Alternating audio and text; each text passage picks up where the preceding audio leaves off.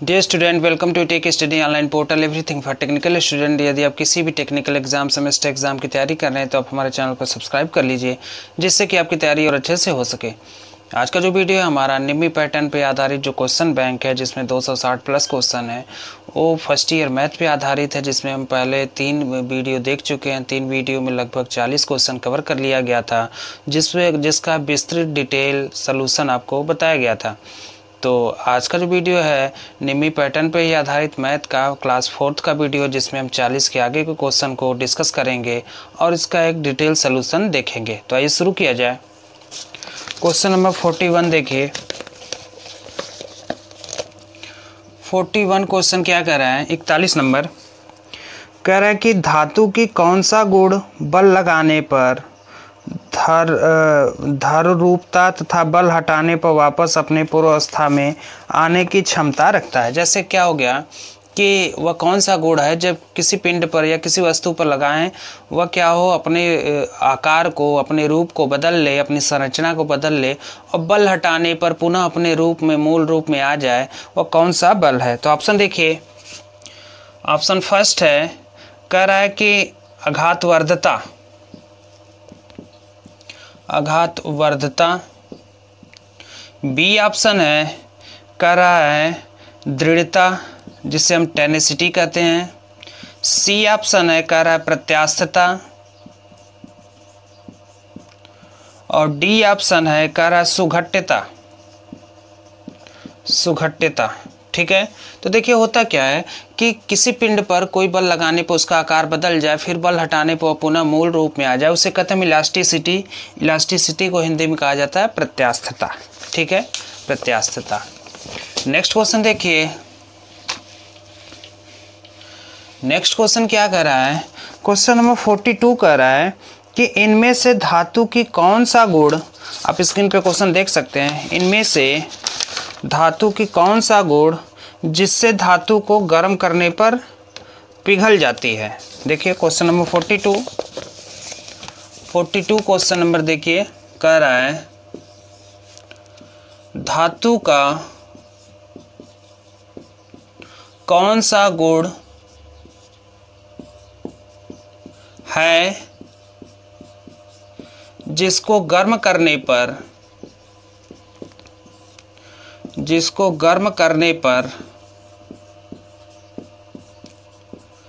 पिघल जाती है, पिघल जाती है।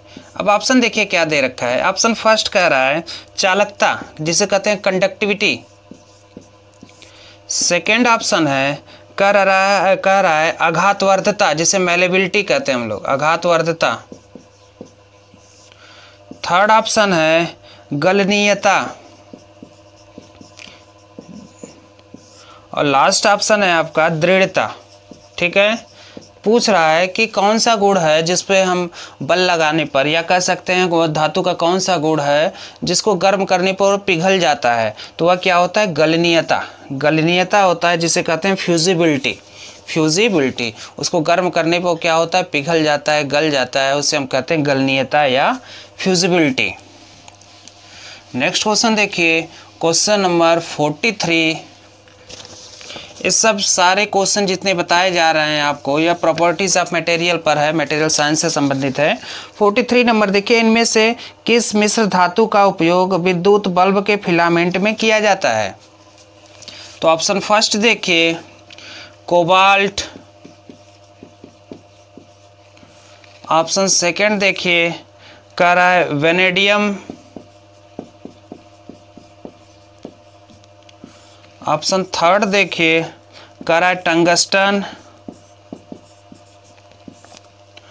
और ऑप्शन फोर्थ कह रहा है सिलिकॉन। तो देखिए सवाल क्या कह रहा है कि इनमें से किस मिश्र धातु का उपयोग बल्ब के फिलामेंट में करते हैं। तो जो बल्ब के फिलामेंट में प्रयोग किया जाता है वह टंगस्टन धातु प्रयोग किया जाता है। उसमें टंगस्टन का एक वायर होता है जो कि हीटिंग एलिमेंट के रूप में कार्य करता है। इसका प्रयोग इसलिए किया जाता है कि यह ऊष्मा अधिक देता है। इसका रेजिस्टेंस अधिक होता है, उसमें अधिक देता है। जैसे आप देख सकते हैं कि जो हीटर होता है, हीटर में जो हीटिंग एलिमेंट होता है, जो वायर होता है, जो खांचों में ऐसे स्लॉट में हम लोग क्या करते हैं उसको फंसाया जाता है, तो वह बना होता है नाइक्रोम का। नाइक्रोम का क्यों बना होता है? क्योंकि उसका रेजिस्टेंस अधिक है। जिस पदार्थ का रेजिस्टेंस जितना अधिक वह उतना अधिक ऊष्मा देगा, और जिस पदार्थ का रेजिस्टेंस जितना कम वह उतना कम ऊष्मा देगा। उसका मेल्टिंग पॉइंट अधिक है, अधिक टेम्परेचर जाने पर भी वह गलता नहीं है। वही काम यहाँ टंगस्टन का है। टंगस्टन धातु भी है, इसका मेल्टिंग पॉइंट उच्च है, इसका रेजिस्टेंस उच्च है, जिसके कारण किसी भी पदार्थ का रेजिस्टेंस अधिक होगा तो वह अधिक ऊष्मा देगा, अधिक प्रकाश देगा, और मेल्टिंग पॉइंट उच्च होने के कारण यह हमेशा जैसे जलता ही रहता है। कुछ पदार्थ ऐसे होते हैं जैसे मेल्टिंग पॉइंट इनका कम है, ज़्यादा समय तक अगर हम उसको जला रहे हैं या उसको ऊष्मा दे रहे हैं तो क्या होगा, वो गल जाएगा। तो यहाँ पे होगा कि हीटिंग एलिमेंट जो बल्ब का बना होता है वह टंगस्टन धातु का बना होता है। नेक्स्ट क्वेश्चन देखिए, क्वेश्चन नंबर 44 क्या कह रहा है? 44 कह रहा है कि पीतल में कौन सी मिश्र धातु होती है? पीतल में कौन सी मिश्र धातु होती है? तो ऑप्शन ए है आपका तांबा और एल्यूमिनियम, तांबा और एल्यूमिनियम। सेकंड देखिए, कह रहा है तांबा और सीसा, तांबा और सीसा। थर्ड ऑप्शन कह रहा है तांबा और जस्ता, तांबा और जस्ता। अब फोर्थ ऑप्शन है आपका, कह रहा है तांबा और टीन, तांबा और टीन। तो देखिए जो हमारा बना होता है, पीतल बना होता है, पीतल में तांबा और जस्ता का मिश्रण होता है। इसको कॉपर और जिंक का हम कह सकते हैं मिश्रित रूप होता है। तो कॉपर यानी तांबा, जिंक यानी जस्ता। तो यह बहुत इंपॉर्टेंट क्वेश्चन, इसको याद रखिएगा, क्योंकि लोग बाद में भूल जाते हैं कि पीतल जो है वह किस मिश्र धातु को मिला के तैयार किया गया है। तो पीतल व तांबा और जस्ता को मिश्रित करने पर पीतल में जो देखा जाता है तांबा और जस्ता दोनों पाए जाते हैं। नेक्स्ट क्वेश्चन देखिए, क्वेश्चन नंबर 45। 45 क्या कह रहा है? कह रहा है कि इनमें से कौन सा ढलवा लोहे की वेल्डिंग नहीं किया जा सकता है? यानी किस इनमें से कौन सा लौह पदार्थ है जिसका वेल्डिंग हम लोग नहीं कर सकते हैं? तो ऑप्शन देखिए, कह रहा है फर्स्ट ऑप्शन है धूसर ढलवा लोहा, धूसर ढलवा लोहा। सेकेंड ऑप्शन है सफ़ेद ढलवा लोहा, सफ़ेद ढलवा लोहा। थर्ड ऑप्शन है, कह रहा है पिटवा ढलवा लोहा, पिटवा ढलवा लोहा। और फोर्थ ऑप्शन है आपका, कह रहा है गांठदार, गांठदार ढलवा लोहा। ठीक है, तो कह रहा है कि इनमें से किस ढलवा लोहे का वेल्डिंग नहीं किया जा सकता? तो देखिए जो सफ़ेद ढलवा लोहा होता है यह नरम होता है, इसको हम लोग वेल्डिंग नहीं कर सकते। वेल्डिंग करेंगे तो इसका जो मेल्टिंग पॉइंट होता है, हमारा जो वेल्डिंग राड है जिससे हम एमएस कहते हैं, एमएस से क्या होगा कि इसका मेल्टिंग पॉइंट कम होने के कारण एमएस बाद में गलता है, पहले यह गल जाता है। तो सफ़ेद ढलवा लोहे का हम वेल्डिंग नहीं कर सकते। नेक्स्ट क्वेश्चन देखिए, क्वेश्चन नंबर 46। 46 क्वेश्चन क्या कह रहा है कि इनमें से किस धातु को फोर्जेड जाली नहीं किया जा सकता? इनमें से किस धातु को, इनमें से किस धातु को जाली नहीं किया जा सकता, नहीं किया जा सकता? ऑप्शन फर्स्ट देखिए, कह रहा है मिश्र धातु इस्पात, मिश्र धातु इस्पात। बी है हल्के स्टील, सी है इस्पात, और आपका डी है ढलवा लोहा, ढलवा लोहा। तो यहाँ पे देखिए कह रहा कि इनमें से किस धातु को फोर्जेड यानी जाली नहीं किया जा सकता, तो वह होगा आपका कास्ट आयरन, जिसे कहते हैं ढलवा लोहा। ढलवे लोहे को फोर्ज्ड नहीं किया जा सकता, जालीदार नुमा नहीं किया जा सकता। यह देखिए प्रॉपर्टीज ऑफ मटेरियल जो है, विभिन्न धातुओं के गुण का जो यह चैप्टर चल रहा है, इसमें ये थ्योरेटिकल है। इसमें बस आपको यह करना है कि प्रॉपर्टीज याद रखना है और कुछ मटेरियल का विशेष गुण याद रखना है। 47 नंबर देखिए, 47 नंबर क्या कह रहा है कि मशीनरी भागों की ढलाई बनाने के लिए किस धातु का व्यापक रूप से उपयोग किया जाता है। मशीनरी भागों की ढलाई बनाने के लिए किस धातु का व्यापक रूप से उपयोग किया जाता है। तो ऑप्शन फर्स्ट देखिए कह रहा है धूसर ढलवा लोहा, धूसर ढलवा लोहा। आप स्क्रीन पे क्वेश्चन देखते रहिए। सेकंड है सफ़ेद ढलवा लोहा, सफ़ेद ढलवा लोहा।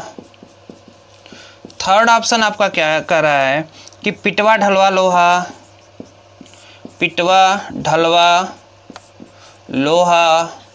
और फोर्थ ऑप्शन आपका कह रहा है लोहा। तो यहाँ पे देखिए क्या रहा है कि सवाल दिया कि मशीनरी भागों की ढलाई बनाने के लिए किस धातु का व्यापक रूप से उपयोग किया जाता है। तो वह होता है ग्रे कास्ट आयरन, जिसे कहते हैं धूसर ढलवा लोहा। धूसर ढलवा लोहा का हम लोग ढलाई के रूप में ज़्यादा उपयोग करते हैं। इसका दूसरा नाम है grey cast iron. Next question देखिए, क्वेश्चन नंबर 48 क्या कह रहा है। 48 क्या कह रहा है, कह रहा है कि लौह अयस्क से पिग आयरन बनाने के लिए किस भट्टी का उपयोग किया जाता है। इंपॉर्टेंट क्वेश्चन है। तो ऑप्शन फर्स्ट देखिए हल्के स्टील बैटरी, हल्के स्टील बैटरी। सेकंड ऑप्शन देखिए कह रहा है आपका इलेक्ट्रिक भट्टी, इलेक्ट्रिक भट्टी। थर्ड ऑप्शन कह रहा है blast furnace, blast furnace.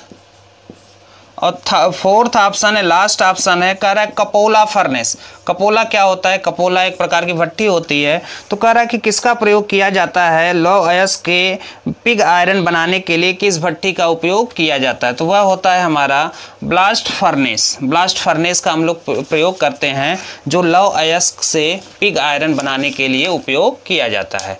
Question number 49 देखिए, इसको अच्छे से समझते जाइए और याद करते जाइए, क्योंकि प्रॉपर्टीज़ ऑफ मटेरियल से आपको न्यूमेरिकल को देखने को नहीं मिलेगा। डायरेक्ट आपका जो क्वेश्चन मिलेगा वो प्रॉपर्टीज़ ऑफ मटेरियल, किस धातु का क्या गुण है और क्या उसका, और धातुओं के विशेष गुण जैसे मेलेबिलिटी, डक्टेबिलिटी, फ्यूजिबिलिटी, टेनेसिटी, ये सब याद रखिएगा।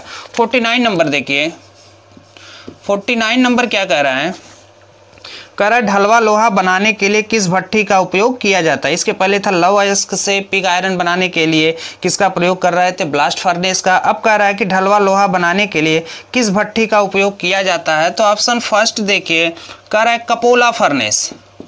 कपोला एक प्रकार की भट्टी है। सेकेंड देखिए कह रहा है mild steel blast furnace, mild steel blast furnace.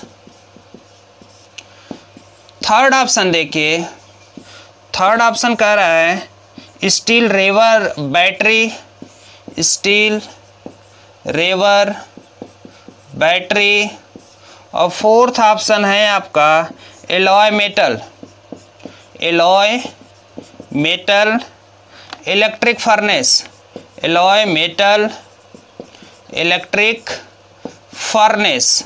तो यहाँ पे देखिए कह रहा है साफ साफ यहाँ पे बोल दिया कि ढलवा लोहा बनाने के लिए किस भट्टी का उपयोग करते हैं। तो ढलवा लोहा बनाने के लिए हम लोग कपोला फर्नेस या कपोला भट्टी का प्रयोग करते हैं, जबकि लौह अयस्क से पिग आयरन बनाने के लिए ब्लास्ट फर्नेस का उपयोग करेंगे। दोनों बहुत इंपॉर्टेंट क्वेश्चन है, दोनों में कोई ना कोई क्वेश्चन आपको हर बार देखने को पेपर में मिलेगा। 50 नंबर देखिए, 50 नंबर क्या कह रहा है, कह रहा है कि निम्न कार्बन स्टील का दूसरा नाम क्या है। लो कार्बन, लो निम्न यानी low carbon steel, low carbon steel. का दूसरा नाम क्या है? तो ऑप्शन देखिए, ऑप्शन फर्स्ट कह रहा है क्रम मिश्र धातु, ये कम है, ठीक है। बी है उच्च मिश्र धातु। सी है आपका, कह रहा है कि उच्च गति स्टील।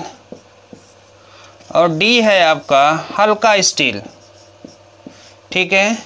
तो जो राइट आंसर होगा, देखिए जो लो कार्बन स्टील होता है उसे हम हल्का स्टील कहते हैं। लो कार्बन स्टील जिसमें कार्बन की मात्रा, वह स्टील जिसमें कार्बन की मात्रा कम होती है उसे लो कार्बन स्टील या हल्का स्टील कहते हैं।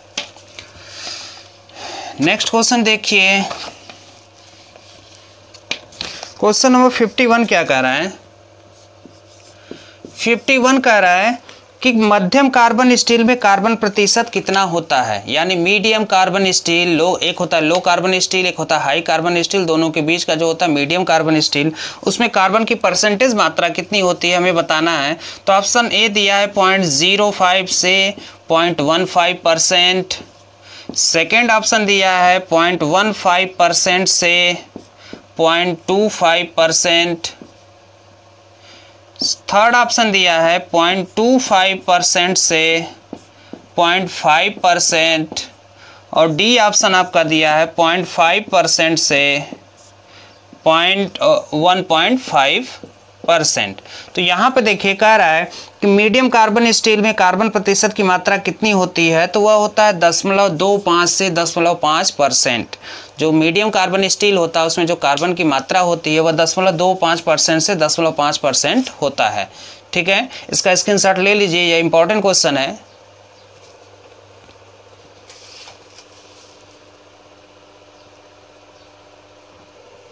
नेक्स्ट क्वेश्चन देखिए, क्वेश्चन नंबर 52 क्वेश्चन क्या कह रहा है? 52 नंबर कह रहा है कि निम्न कार्बन स्टील में कार्बन परसेंटेज की मात्रा कितनी होती है? देखिए इसके पहले मीडियम कार्बन स्टील था, अब लो कार्बन स्टील है। तो ऑप्शन फर्स्ट है 0.02 से 0.03%, सेकेंड ऑप्शन कह रहा है 0.15 से 0.25%, थर्ड ऑप्शन कह रहा है 0.25 से 0.5%, और फोर्थ ऑप्शन कह रहा है 0.50 से 1.5%। तो देखिए जो मीडियम कार्बन स्टील में जो कार्बन की मात्रा होती है वह होता है आपका मीडियम कार्बन स्टील, ठीक है। मीडियम कार्बन स्टील में जो मात्रा होगी वह होगा आपका 0.15 से 0.25%। नेक्स्ट क्वेश्चन देखिए 53 नंबर कह रहा है हाई कार्बन स्टील। अब देखिए पहला मीडियम था, दूसरा लो था, तीसरा हाई कार्बन स्टील था। तो इसमें पूछ रहा है कि हाई कार्बन स्टील में कार्बन का प्रतिशत मात्रा कितना होता है? तो ऑप्शन फर्स्ट देखिए कह रहा है 0.02 से 0.03%, ऑप्शन बी कह रहा है 0.15 से 0.25%, ऑप्शन सी कह रहा है 0.25 से 0.50%, और ऑप्शन डी कह रहा है 0.50 से 1.5%। तो देखिए जो हाई कार्बन स्टील होता है, जो उसमें कार्बन की मात्रा होती है वह सबसे अधिक होती है, 0.50 से 1.5% होती है। हाई कार्बन स्टील इसलिए कहा जाता है जिसमें कार्बन की मात्रा अधिक है। लो कार्बन स्टील जिसमें कार्बन की मात्रा लो है। मीडियम कार्बन स्टील यानी जिसमें लो से अधिक कार्बन और हाई से कम कार्बन होता है कार्बन की मात्रा, ऐसे स्टील को हम लोग मीडियम कार्बन स्टील कहते हैं। नेक्स्ट क्वेश्चन देखिए, क्वेश्चन नंबर 54 क्या कह रहा है? 54 क्वेश्चन कह रहा है कि एल्युमिनियम का अयस्क क्या है? एल्युमिनियम का अयस्क क्या है? तो ऑप्शन फर्स्ट है हेमेटाइट, ऑप्शन सेकंड है मैलेटाइट,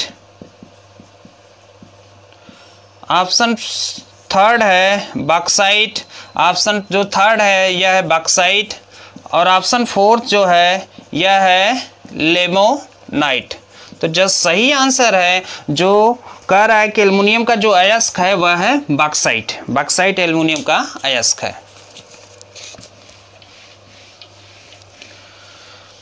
नेक्स्ट क्वेश्चन देखिए, क्वेश्चन नंबर 55। 55 क्या कह रहा है कि धातु का वह गुण जिससे धातु को बिना टूटे तार के रूप में खींचा जा सकता है। धातु का वह गुण जिसको बिना ब्रेक किए, बिना टूटे तार के रूप का आकार दिया जा सकता है, उसे क्या कहते हैं? फर्स्ट ऑप्शन है तन्यता, सेकेंड ऑप्शन है आघातवर्धता, थर्ड ऑप्शन है कठोरता,